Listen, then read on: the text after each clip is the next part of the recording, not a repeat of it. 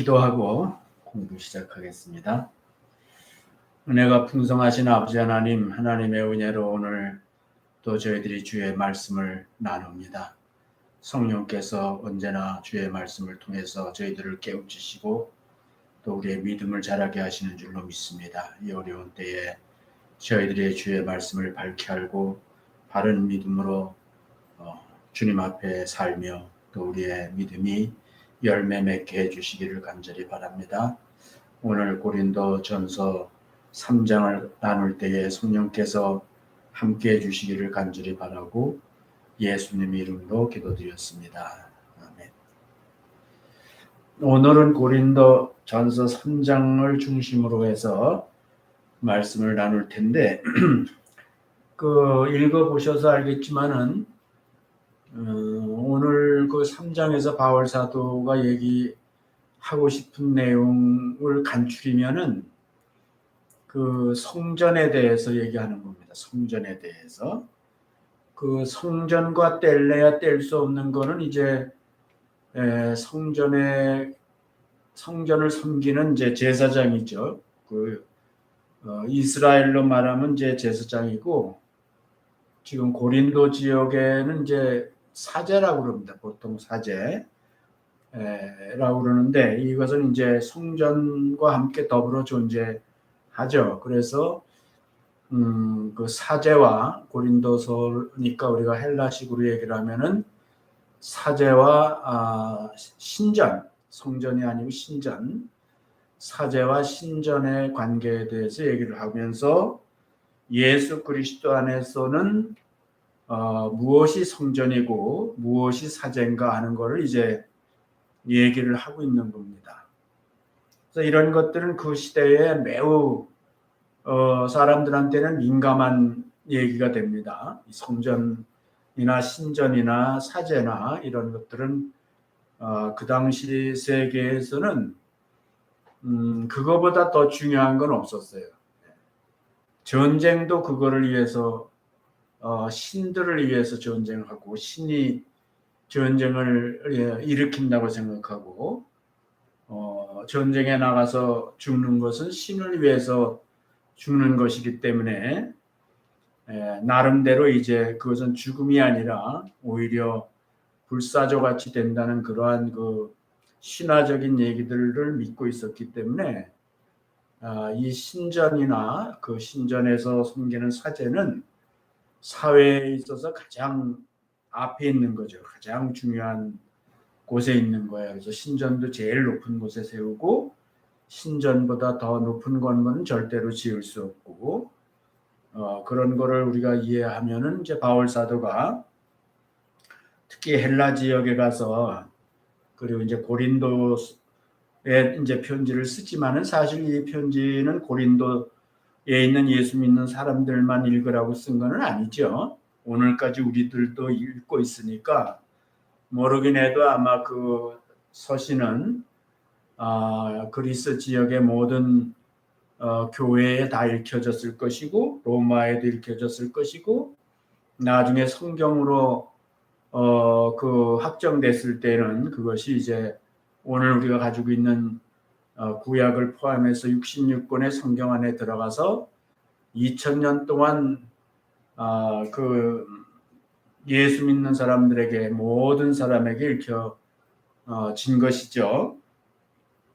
그런데 이제 그 기록에 항상 역사적인 배경이 있으니까 우리가 그 기록된 말씀을 오해하지 않기 위해서는 그 배경을 좀 잘 이해하고 물론 지금 뭐 세월이 너무 오래 지났기 때문에 실제로 그 배경을 우리가 다 알 수는 없어요. 그냥 전에 내려오거나 또는 역사가들에 의해서 기록된 것들에 의존할 수밖에 없는데 사실 그 기록이라는 거는 어떤 사람이 어떤 관점에서 기록하느냐에 따라서 그 실제하고는 많은 차이가 있을 수도 있는 거거든요. 그렇기 때문에 그런 거를 우리가 감안을 하면서 그래도 우리가 이제 그 당시의 상황을 그 실제 그 상황이 어떤 건가 하는 거를 알려진 것 범위 내에서만 알아도 성경을 우리가 크게 오해하지 않을 수 있다, 이런 얘기를 하고 싶은 거죠. 그래서 제가 이번에 고린도서를 보면서 그 헬라 세계 얘기를 자꾸 하는 겁니다. 그 당시의 세계 얘기를 자꾸 하는 것이고, 그리고 지난 시간까지 얘기한 거는 그러한 그 헬라의 세계도 하나님께서 다 섭리하신 거라 그랬어요. 그 세계가 헬라화 되게 하셨는데, 하나님께서 그 세계가 헬라화 된 것하고 복음이 전파되는 것하고는 아주 밀접한 관계를 갖게 되는 거잖아요. 그렇기 때문에 하나님께서 이스라엘을 통해서는 복음을 이루시고, 예언하신 대로, 말씀하신 대로, 약속하신 대로 예수 그리스도가 이 땅에 오셔서 그 복음을 다 이루셨다고요.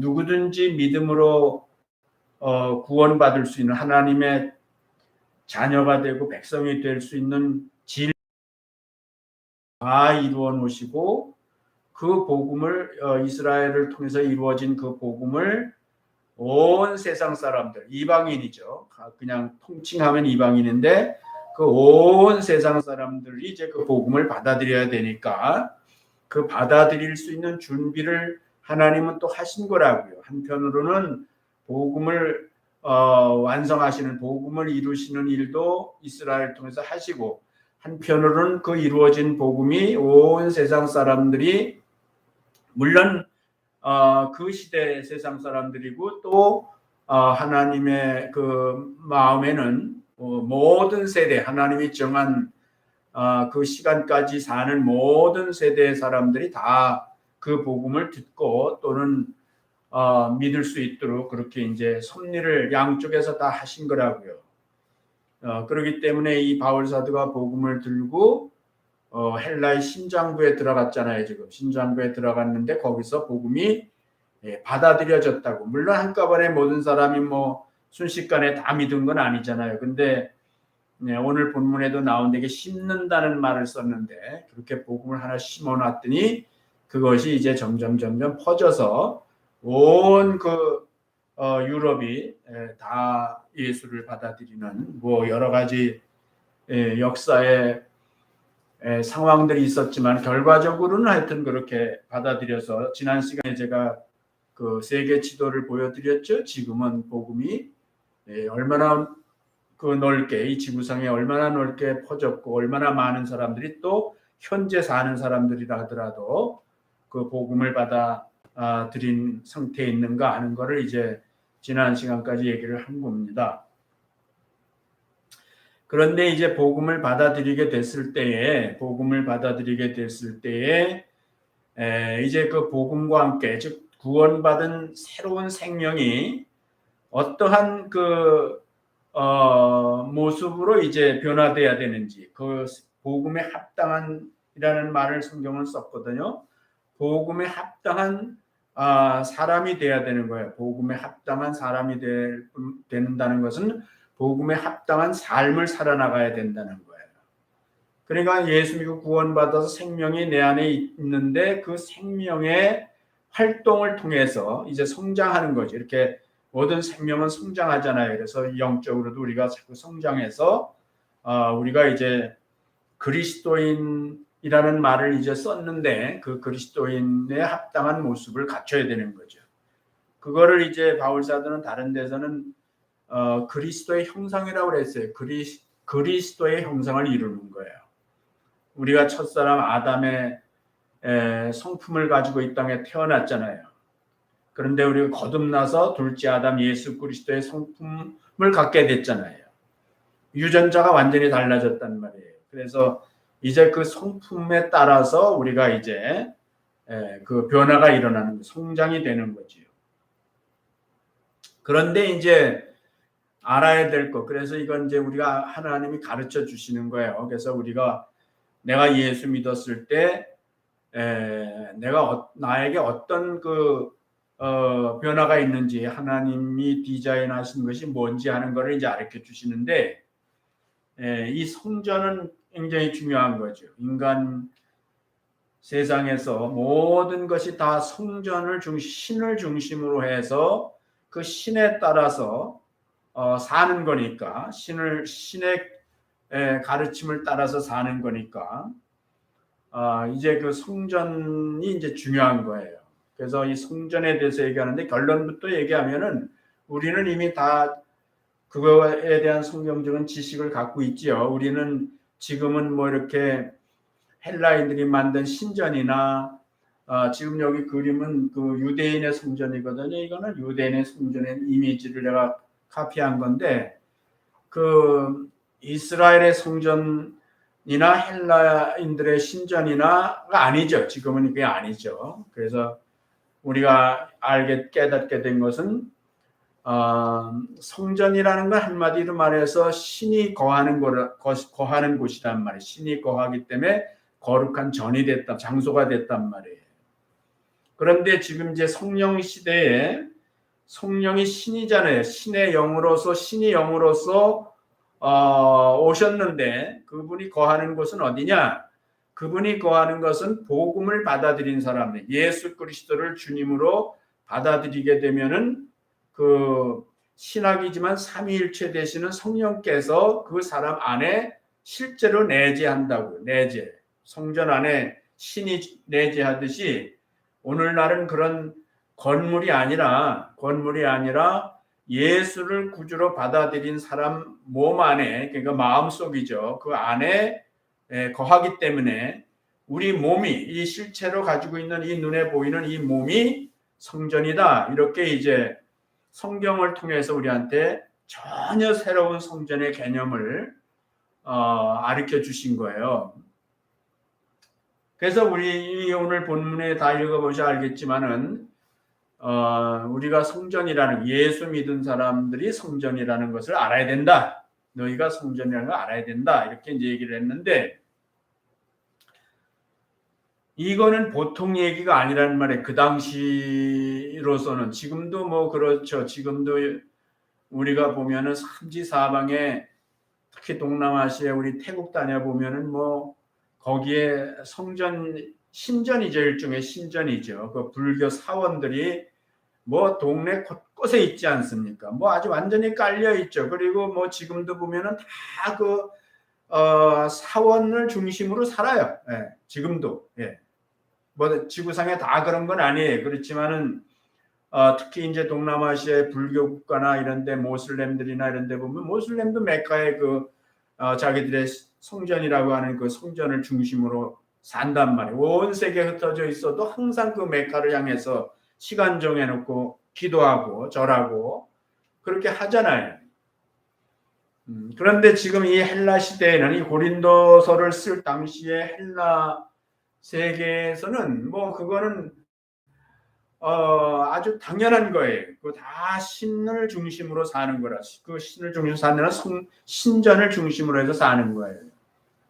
그래서 오늘 이 성전 얘기를 하는데 바울 사도 같은 경우는 이제 유대인 출신이잖아요. 자기 베냐민 출신이긴 하지만 이제 그 당시에 이제 주다라고 그랬으니까 이스라엘을 이제 12지파가 아니고 유다 지파하고 베냐민 지파가 남아서 다시 이제 포로에서 돌아왔잖아요.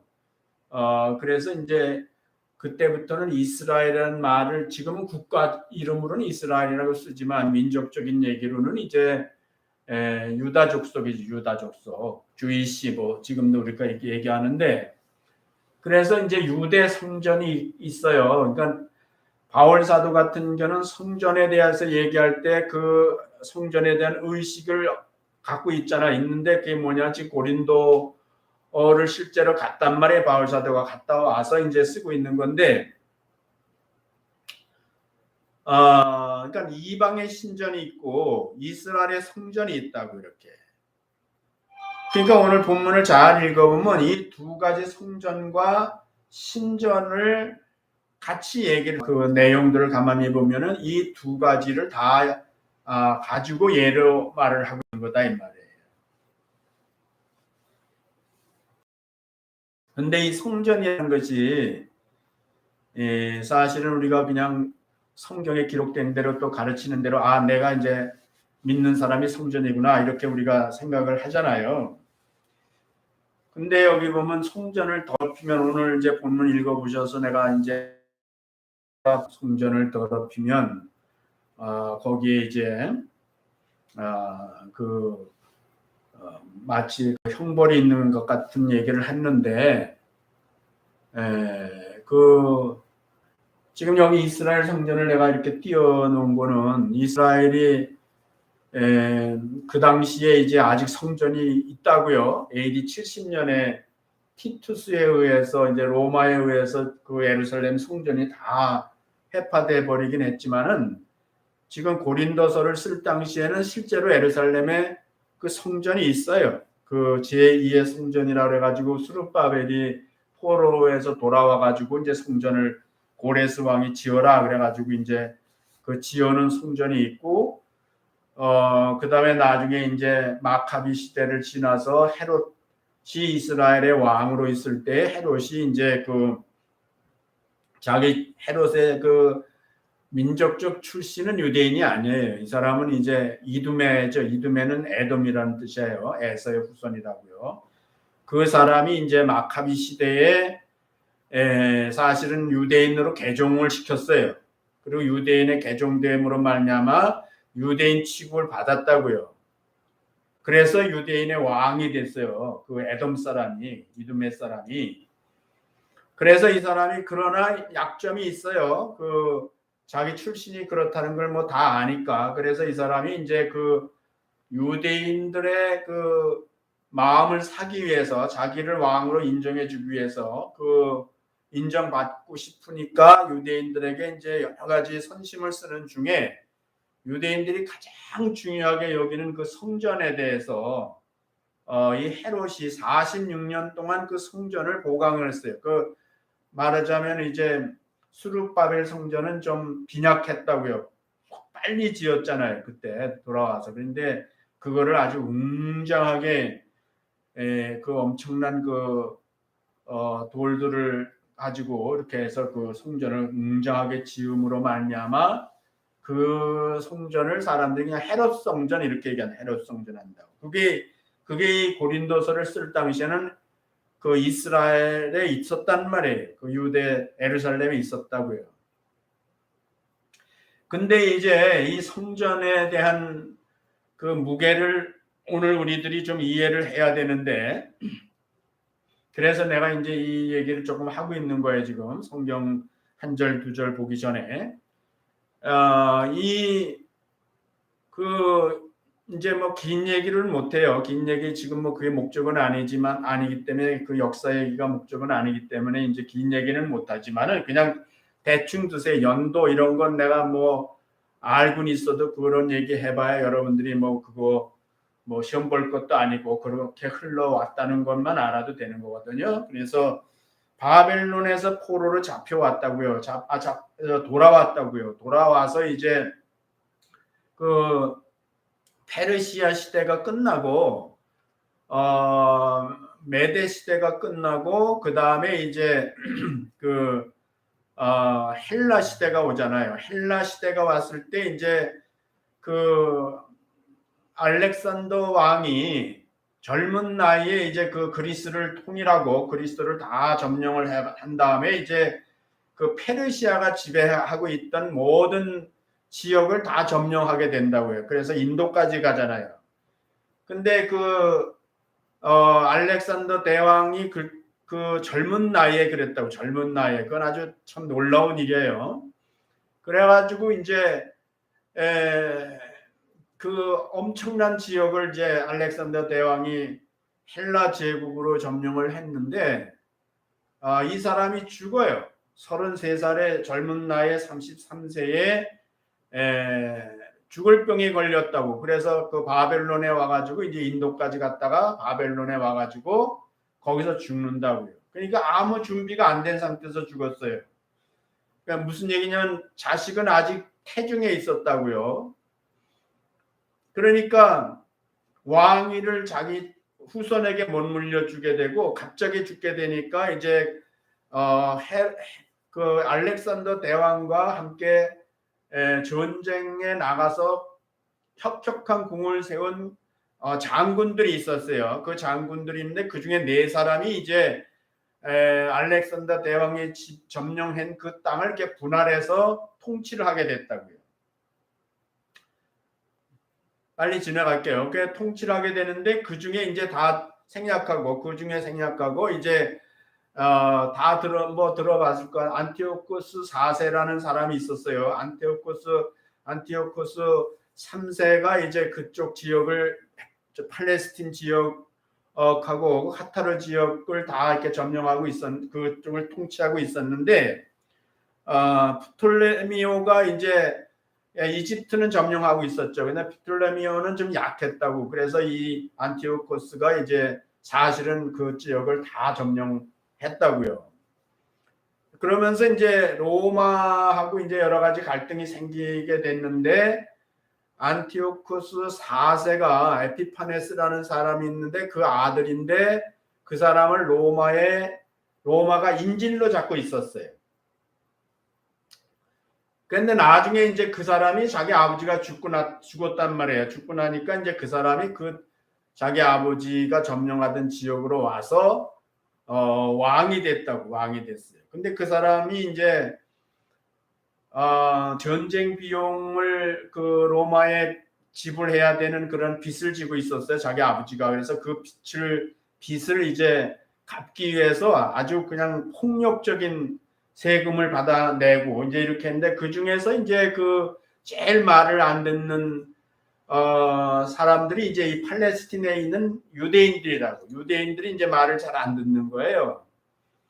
그래가지고 이제 그 사람이 이제 굉장히 강력하게 그 유대인들을 압박을 하죠.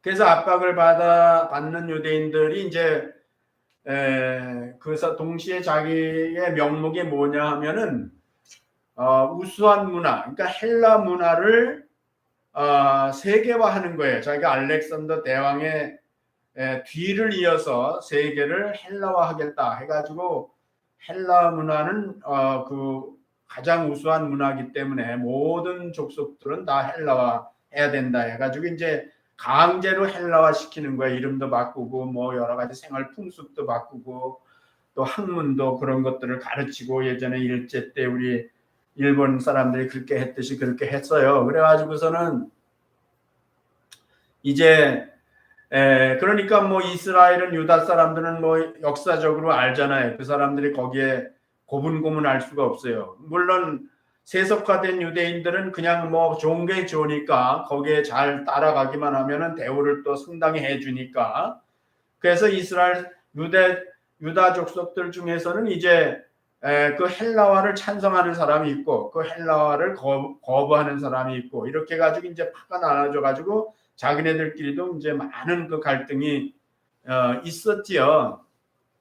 근데 어쨌든 그 안티오코스 4세는 그 자기를 동조하는 유대인을 등에 업고 반대하는 유대인들을 이제 핍박하기 시작한 거예요. 그 핍박하는 내용 가운데 이제 보면은 이 유대인들을 헬라화시키기 때문에 유대적인 모든 전통과 종교와 문화와 이런 것들을 다 이제 말살을 시키고 너희가 다 이 헬라화 돼야 된다 해가지고 이제 그거를 말살시키는 일부터 지워버리는 일부터 이제 하게 되다 보니까 여기에 보통 일이 벌어지는 게 아니죠. 내가 여기 참고로 이렇게 좀 준비했는데 여기 보면 안티오코스 4세가 에피파네스라고도 하는데 그 이름 안티오코스 4세 에피파네스의 칙령이라 이렇게 나오는데 그가 이제 유대 사회에다가 이런 칙령을 내린 거예요. 1. 유대인은 이방인의 관습을 따를 것. 헬라 관습이죠. 2. 성소 안에서 번제나 기타 제사를 드리지 말 것. 3. 술을 헌화하는 따위의 예식을 하지 말 것. 그러니까 하나님 앞에 이렇게 드리는 이거를 하지 말라는 거예요. 4. 안식일과 기타 축제일을 지키지 말 것. 5. 성전과 제사장을 모독할 것. 이거는 뭐 치명적이죠. 성전과 제사장을 모독하라. 이건 뭐 완전히 치명적인 거죠. 이스라엘에서 유대인들에게는. 그 다음에 여섯 번째, 이교의 제단과 이교의 신전을 세울 것. 그 성전에다가 여기다 세우란 말이에요. 그걸 세울 것. 그 옆에다 세우든지 그 안에다 세우든지 세우라는 거예요. 7. 돼지와 부정한 동물을 잡아 그 피로 제사를 드리라. 그럼 우리 뭐 들어봤지? 안티오코 4세가 뭐 예루살렘 성전에다가 돼지 피를 갖다 뿌리고 그랬다 그러는데, 뿌리는 정도가 아니라 거기에 완전히 돼지를 갖다가 제사로 드리는 거예요. 그리고 모든 그 레위기에서 왜 먹지 말라 부정하다 한 그런 그 동물들 있잖아요. 곤충들, 동물들, 그거를 일부러 그런 걸 갖다가 이제 성전에다가 제사를 지내는 거예요. 근데 여덟 번째가 심각한 거예요. 사내 아이들에게 할례를 주지 말 것.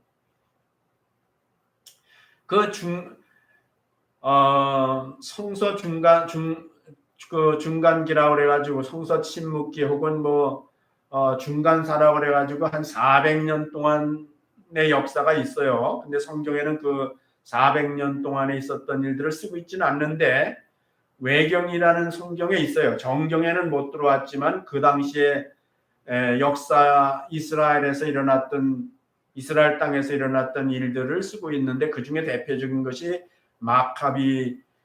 서예요. 마카비서 2권이 있는데 거기에 보면 자세하게 써 있어요. 이걸 거기서 따온 거예요. 그래서 거기에 보면은 이제 이런 칙령이 내려지니까 할례 주지 말라고 이제 칙령이 내려지니까 몰래 할례를 줄 거 아니에요. 그 몰래 할례를 주다 잡히면은 거기 보면은 어떤 엄마가 아기 난지 8일 만에 아기에게 할례를 행했는데 그거를 잡아서 발각이 돼서 그 아기를 죽이고 그 아기를 그 엄마의 목에다가 붙들어 매가지고 온 성안을 돌아다니게 했어요. 군인들이 따라다니면서. 그렇게 하면서 사람들한테 니네들이 아이를 할례주면 이렇게 된다 하는 거를 이제 본보기로 보이기 위해서 그런 이제 끔찍한 짓들을 이제 했죠. 그래서 할례를 주지 말 것. 그 다음에 온갖 종류의 음란과 모독의 행위로 자기를 스스로 더럽힐 것. 유대인들이 스스로 자기를 더럽히게 하는 거예요. 그러니까 모든 음란과 더러운 행위를 통해서. 열 번째가 이렇게 하여 율법을 버리고 모든 규칙을 다 바꿔라. 율법에 따른 모든 그 율례가 있잖아요. 그런 거를 다 바꿔버리라는 거예요. 헬라어로. 그러니까 이거는 유대인 말살 정책이죠. 완전히 유대를 말살시키는 정책을 이 안티오코 4세 에피파네스가 했는데, 이러니까 이걸 고분고분 따를 리가 없죠. 유대인들 중에는. 그래서 그 다니엘서라든지 그런 것들이 이제 사실은 이 중간 역사에, 이스라엘의 중간 역사에 이 다니엘서가 큰 영향력을 주었어요. 그 당시 사람들에게는. 그 다니엘서가 왜 바벨론 포로로 잡혀가서 그 왕의 진미도 먹지 않고 채소만 먹기도 하고, 그 다음에 절 안에서 불못에 들어가기도 하고, 또 하루에 3번씩 기도를 함으로 말미암아 이제 또 사자굴에 들어가기도 하고, 이제 그런 그 무용담이 기록돼 있잖아요. 근데 그게 이제 이 중간사에 그 다니엘서가 그 다니엘 시대에 기록한 게 아니에요. 나중에 이제 기록을 하게 되는데 그런 것들을 기록할 필요를 느낀 겁니다. 그래가지고 지금 이 안티오코스 박해 때에 사실 이 다니엘서의 그 말씀들을 통해서 많은 사람들이 진짜 안티오코스 왕에 복종하지 않고 그들이 죽음을 실제로 죽었어요. 많이 죽었습니다. 아주 그냥 끔찍해서 말을 다 할 수가 없는데,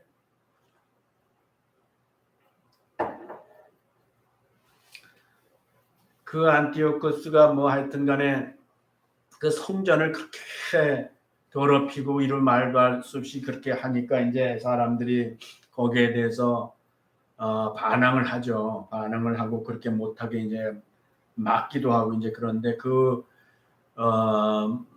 그 이제 마카비서에 써 있는 거를 보면은 그 여러분들 인터넷으로 볼 수 있어요. 근데 거기 보면은 그 일곱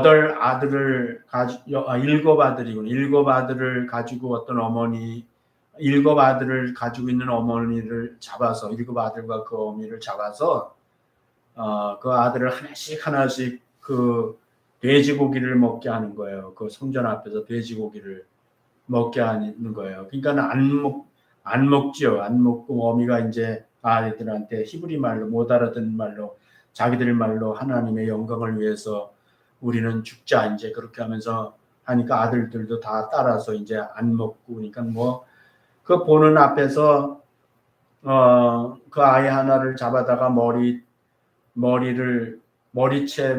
가죽을 다 벗겨요, 산채로. 그렇게 해서 그 앞에서 죽어가는 걸 보이는 거예요. 너희들도 한 거. 그러면 그렇게 하나씩 둘씩 이제 다 죽이는 거예요. 그러니까 그 다음에 어떤 아이는 이제 냄비를 솥을 시뻘겋게 다니엘 그 세 친구가 그래 풀무불에 들어갔듯이 그렇게 해놓고 거기다 갖다가 솥 안에다 집어넣어서 죽여요. 그 살 타는 냄새가 온 사방에 퍼져나가고 이제 그렇게 해서 사람들을 공포에 떨게 만들고 하여튼 그건 뭐 지금 우리 시대로는 상상을 못하는 거예요. 상상을 못하지만 그건 기록돼 있기 때문에 사실이죠. 그뿐만 아니라 매일 그 보면은 사람을 죽여서 매달아 놓은 뭐 100명, 200명씩 계속 매달아 놓는 거죠. 사람들 보게끔. 그러니까 그런 끔찍한 일이 있는데도 불구하고 이 경건한 유대인들이 그 하신딤이라고 그러는데 열심을 품고 율법을 지키는 사람들, 그 바리새인들 중에서, 그러니까 이 사람들이 이제 성전을 지키기 위해서 그렇게 많은 희생을 했다면 그 말도 못하는 그런 끔찍한 죽음을 당했단 말이에요. 그러니까 성전을 더럽히는 것은 절대로 용납할 수 없고 그 성전을 더럽히는 것에 대하여 목숨을 걸고 실제로 죽었죠. 실제로 죽어가면서 성전을 지키는 거예요, 이 사람들이.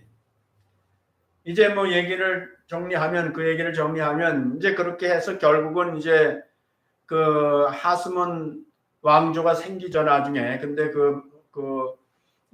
저기 마따디아스라는 그 제사장이 있는 동네에 가서 이제 그 헬라 그 아까 10개의 그 왕의 칙령을 갖다가 준수하라고 이제 갔는데 거기서 그 마따디아스라는 아주 그 경건한 제사장이죠, 이 사람이 이제 그거를 거절해요. 거절하고 그 사신을 죽여요. 죽인다고요. 그러니까는 그것이 이제 그것이 이제 어떤 발동이 된 거예요. 그 항쟁의 발동이 된 거예요. 그래서 이 마따디아스가 죽이고 나와 함께 죽기를 각오하고 이 성전을 지킬 수 있는 사람들은 따르라 그랬더니 아까 말한 하스몬 하시딤이 이제 따라 나서서 함께 했다고요. 그것이 이제 그 마카비 전쟁의 시작이에요. 그리고 이제 마따디아스에게 이제 5 아들이 있었죠. 그건 뭐 어느 정도 들어본 적이 있을 게 유다, 요나단, 시몬, 뭐 엘르아살 이런 사람들이 이제 그 5 아들인데 그 아들들이 이제 아버지는 건박 죽고 그 유다가 이제 앞에 나서서 유다가 셋째 아들인데 가장 용맹했다고 그래요. 그래서 이 사람이 앞장서 가지고 이제 항쟁을 했는데 이 사람이 이제 정면으로 싸우면 지니까 이 사람의 지략으로 싸우는 방법이 이제 오늘날로 말하면 테러예요. 테러. 갑자기 나타나서 그 사람들을 죽이고 헬라 군인들을 죽이고 그리고 순식간에 없어지는 거예요. 그런 식으로 계속 이제 나중에 이제 곳곳에서 그런 일이 벌어지니까 이제 그것이 이제 승리를 하게 철수할 수밖에 없었어요. 거기서 유대 땅에서 이제 떠날 수밖에 없었죠. 안티오코스 군대가. 그래서 이 유다를 비롯해서 그 아들들이 이제 항쟁을 하는데, 그 유다는 그런 작전을 썼더니 그 마카비 전쟁이라고 보통 그러는데, 마카비는 사람 이름이 아니고 유다의 별명인데, 그 마카비는 무슨 뜻이냐, 망치라는 뜻이에요. 망치. 땅 때리고, 이제 망치는 땅 때리고 뜨잖아요. 이렇게 땅 때리고 뜨고, 이제 그러니까 그 마카비라는 이 별명이 붙었어요, 유다한테. 그래서 그 마카비 전쟁, 보통 우리가 이렇게 얘기하는데, 하여튼 그렇게 해서 다시 이제 독립을 하죠. 그거는 참 놀라운 사건이었죠. 그래서 독립을 해서 그 뒤를 이어서 그 아들 중에 이제 하스몬 왕조가 생기는 거예요. 하스몬 왕조가 생겼는데, 하스몬은 그 마따디아스의 아버지의 이름이 시몬인데, 그 시몬 앞에 정관사를 붙여서 그 하를 붙여 헬라 말로, 그래 저 히브리 말로 그래서 하스몬 이렇게 이제 부르는데, 어쨌든 그렇게 해서 유다가 독립을 해서요, BC 64년까지 이제 97년 동안, 거의 100년 동안을 하스몬 왕조가 유다를 다스린다고요. 그 유다를 다스리는데, 나중에는 이제 거기는 이제 왕은 없어요. 왕은 없는데 그 제사장직하고 사령관, 지도자 이런 이름을 붙여가지고 왕같이 했다고요. 나중에 헤롯 왕이 나타나긴 하지만은 그때는 이제 왕이라는 말을 쓰지는 않고 그렇게 했죠. 그래서 왕 같은 제사장, 이제 신약에는 이렇게 얘기하는데, 그거는 유대법에는 안 되거든요. 서로 분리해 있어야 되는데, 이 하스몬 왕조 때부터 제사장과 정치적인 지도자가 이제 같은 일을 같이 그거를 겸임을 했단 말이에요. 근데 그런 것들은 나중에 예수님이 이 땅에 오시는 데 있어서 이스라엘 사람들이 그런 개념에 거부감을 가질 필요가 없게 됐다고요. 왜냐하면 이미 벌써 그 왕과 제사장이 한 인물이 왕과 제사장 역할을 했기 때문에, 이런 것들이 사실은 예수님이 나타나시기 전에 이스라엘 사회에서 이미 그것이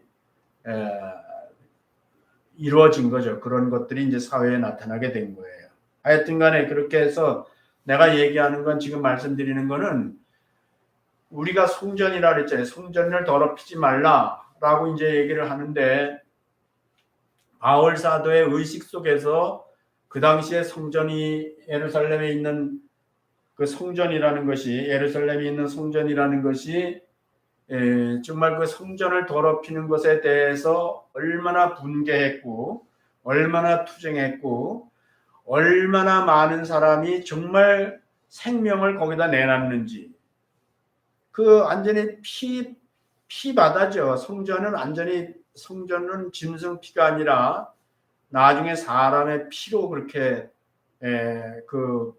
흥건할 정도로 그렇게 성전에 피가 흘렀다고요. 그래서 이런 것들은 장차 오실 예수 그리스도께서 흘리실 피에 대한 어떤 그런 예표일 수도 있는데, 하여튼 그렇게 해서 그 이스라엘 성전을 지켰단 말이에요. 그러니까 바울은 물론 깨달았어요. 그것을 이제 더 이상 그것이 성전이 될 수 없다는 걸 알았어요, 자기가. 그렇지만은 그런 걸 생각해 보면, 이 이스라엘의 성전의 역사를 생각해 보면은, 오늘 우리가 예수를 믿어서 우리 몸이 하나님의 성전이다 했을 때, 그 성전의 무게를 바울 사도는 알고 있었단 말이에요. 이 성전이라는 게 얼마나 정말 어마어마한 것인지를, 이 성전이 얼마나 귀한 것인지를 그걸 알고 있었단 말이에요. 그렇기 때문에 이제 그 얘기를 하고 있고, 유대인들 입장에서는, 예수 믿은 유대인들의 입장에서는 이 얘기를 들을 때, 성전을 더럽히지 말라 할 때 뭘 생각했겠어요? 그 사람들은 이제 예루살렘에 있는 그거는 이제 시대가 하나님의 섭리에서는 진정한 성전이 아니지만 그러나 우리 조상들이 그 성전을 지키기 위해서 얼마나 애를 썼고 또 성전을 더럽히는 것에서 얼마나 투쟁했는지에 대해서 알고 있는 사람들이죠. 근데 오늘날 우리들은 사실 그런 거 모르잖아요. 그러니까 그냥 교리적으로 내가 성전이래 하면서 이제 하지만은 우리가 이 몸을 우리가 정말 이 예수 믿기 전과 예수 믿은 후에 이 몸은 그거는 상상을 초월할 수 없을 정도로 그 바뀐 거예요. 그 내용이 우리의 존재가 바뀐 거라고요. 여러분들이 좀 이해를 하면 좋을 것 같아요. 그래서 이거는 뭐 교리적으로 내가 뭐 성전을 더럽히지 말아야지 해가지고 뭐 죄 안 짓고 뭐 이러는 차원이 아니고 정말 내가 얼마나 귀한 존재인지 이게 얼마나 위험이 있는 것인지 이런 것들을 스스로 좀 자기 자신에게 그 존재감을 가치관을 좀 가지면 좋겠다는 거예요. 그래서 내가 이런 이 성전에 대한 이스라엘의 성전을 더럽힘과 그 더럽힘에 대해서 항전했던 역사에 대한 얘기를 잠깐 한 건데요. 오늘날 우리가 하나님이 거하시는 성전이에요, 성전. 이 몸이.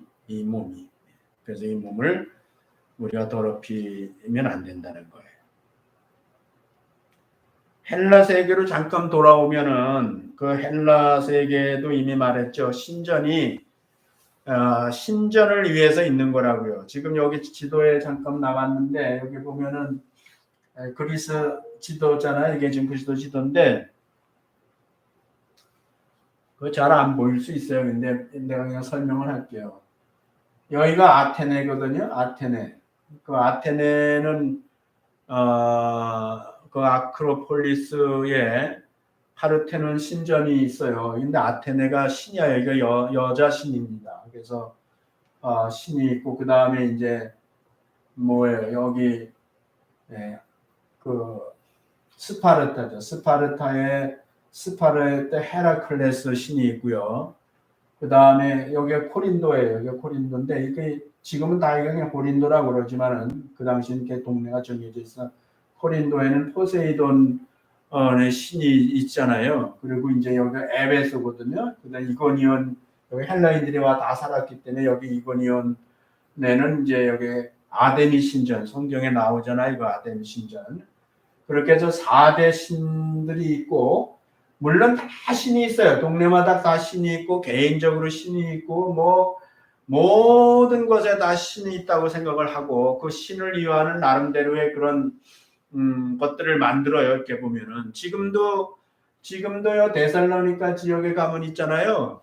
거기 농장마다 처치가 있어요. 농장마다 예배당이 있어요. 농장마다 한 300개 돼요. 그 농장 지역이. 그러니까 그 자기 땅에 교회를 짓는다고 예배당을 짓고 거기서 일하는 사람들이 거기서 예배를 드리고 이렇게 한다고. 그러니까는 그런 것들이 지금도 그러는 것은 다 그 동유럽이죠. 이 유럽 사회가 그 당시에 그렇게 돼 있었어요. 그렇기 때문에 모든 것은 다 신으로 통하는 겁니다. 신으로 통하는 거예요.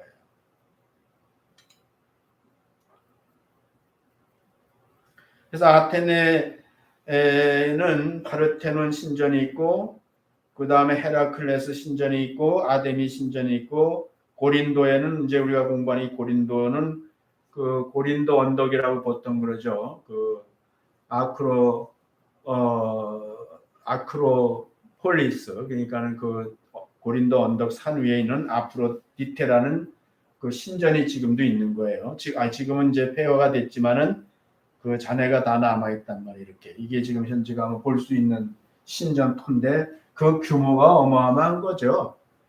그러니까 이 사람들은 이 신전을 짓는 일이 평생의 과업이 되는 거예요.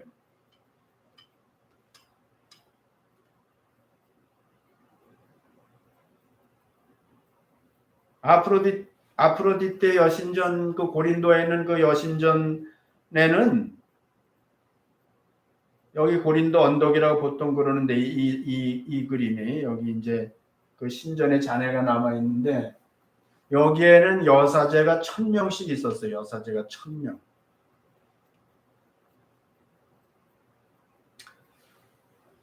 그러니까 내가 왜 헬라 그리스 지역에 이 고린도 지역에 이런 얘기를 하고 있느냐 하면은 당시에는 이제 이런 폐허가 아니고요. 그건 뭐 굉장히 웅장한 예루살렘에 있는 성전하고는 비교할 수 없을 정도로 크고 웅장한 그런 신전들이 있었거든요. 그리고 모든 사람들이 다 그 신전을 중심으로 해서 사는 거고요. 그런 상황에 있었는데 그 신전 안에서 이루어지는 일들은 이루 말할 수 없는 거예요. 거기에는 결국은 이제 신탁이라고 그래가지고 사람들이 신에게 묻는데 신에게 직접 못 물으니까 사제들한테 묻는다고. 그 사제들한테 물어서 사제들이 신의 뜻을 전달해 주는 역할을 하는데 이 사제들이 제정신으로는 안 되는 거죠. 그러다 보니까 환각 상태에 항상 환각 상태에 들어가는 게 환각 물질을 통해서 그렇게 하고 그 다음에 사람들이 이제 많은 돈을 내거나 뭐 이제 귀금속을 내 가지고 그러면 그 여사제들하고 매음을 하는 거예요. 그 매음을 함으로 말미암아 그 여사제를 통해서 신의 은총이 들어간 신의 은총과 연결이 된다 이렇게 생각을 하는 거예요. 그래서 그 당시에는 이런 행위가 그냥 합법적인 거예요. 그냥 그것은 그 당시에는 그냥 당연히 그렇게 할 수 있는 거지 그걸 가지고 누가 틀렸다 옳다 뭐 이런 얘기를 할 수 있는 게 아니고요. 그거는 그냥 그 시대 사회의 현상이라고 현상. 그러니까 바울 사도는 이스라엘 성전이나 그 신전의 이 이방 신전에서도 흠나하는 짓이 그 더러운 짓이란 말이에요. 우리가 그 예수 그리스도의 가르침의 기준으로 보면은 그래서 거기다 대고 이제 신전은 거룩해야 된다는 거예요. 저렇게 더러우면 안 된다는 거예요. 근데 저거는 저런 돌로 만든 게 신전이 아니라 예수 믿은 사람이 바로 성전이라는 거예요. 그래서 우리 안에 특히 매음 행위를 하는 그 헬라 신전 안에서 일어나는 음란 그런 것들로 우리 자신을 더럽히면 안 된다 하는 것이 고린도서에 보면 음란 얘기에 대해서 많이 할 수밖에 없는 것이 그 사회 자체가 그것을 당연시 여겼는데 그거는 예수 그리스도의 가르침으로는 하나님의 뜻으로는 그것이 옳은 것이 아니라는 말이에요. 그게 더러운 것이라고 그 죄라는 말이에요. 그래서 그거를 기준을 제시하는 거예요. 내가 늘 얘기하는 거예요. 지금 예수 그리스도가 오시기 전에는 사람들이 자기 소견에 오른 대로 자기가 고안한 대로 신을 만들고 자기 방법대로 신을 섬긴다고 하면서 무슨 짓을 하든지 해도 그거는 합법적이 되고 그랬는데 이제는 그게 아니라는 거죠. 예수님이 오셔서 기준을 제시하는 거죠. 믿지 않는 사람들한테 제시하는 게 아니에요. 이건 예수 믿은 사람들한테 이제 예수를 믿은 거듭난 그리스도인들에게 그 기준을 제시하는 거예요. 그 가운데서 이제 성전